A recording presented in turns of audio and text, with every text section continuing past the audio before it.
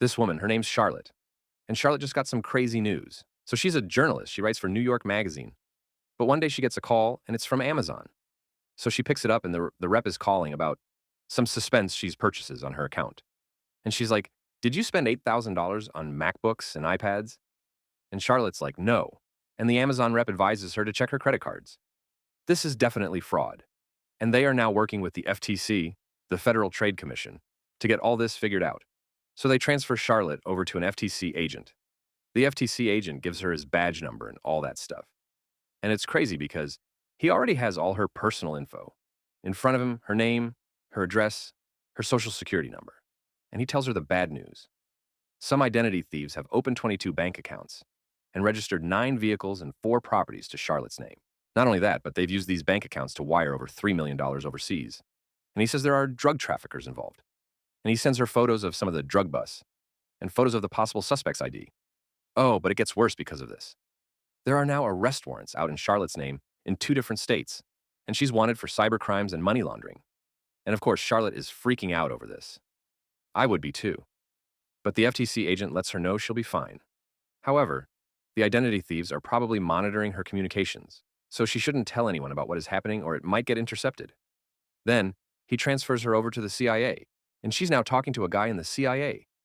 And he already has her info too, her kid's name, the name of all her family members, where all of them live. It is crazy. But he explains to Charlotte that because of this investigation, the CIA is going to freeze all her assets, including her actual bank account. And the investigation is probably going to take about a year to complete. And he advises her to go to the bank and withdraw enough money to live on for the year so that she'll have it just in case. And this ends up being about $50,000.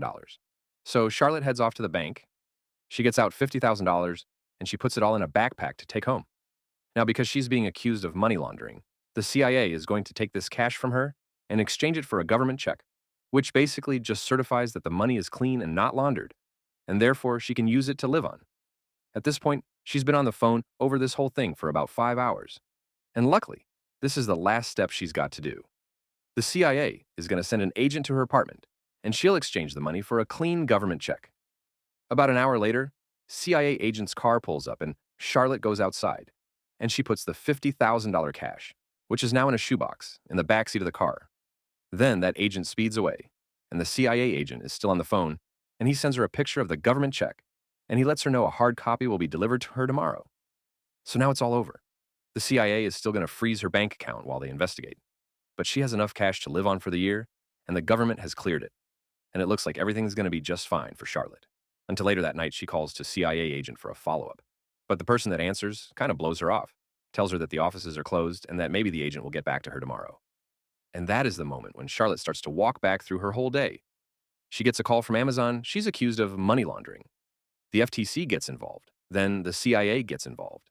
And they want her to withdraw $50,000 cash and personally deliver it to them.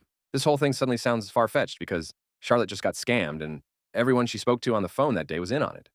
Fake Amazon employee, fake FTC agent, fake CIA agents. And they were like texting her proof the entire way, pictures of their badges. When she asked for them, they were calling from spoofed phone numbers when they claimed to be from Amazon. Charlotte's caller ID actually said Amazon on it. Oh, but that's not even the craziest part. Not only is Charlotte a journalist for New York Magazine, she writes their column on financial advice, how to save money, how to budget, how to avoid scams. But despite that, poor Charlotte still got scammed hard. So anyway, she reports the scam to the actual FTC and the FBI. But it's pretty clear she's probably never getting her money back. I wish the story had a better ending. But I guess the lesson here is don't ever answer your phone. Ever shout out to Brooklyn.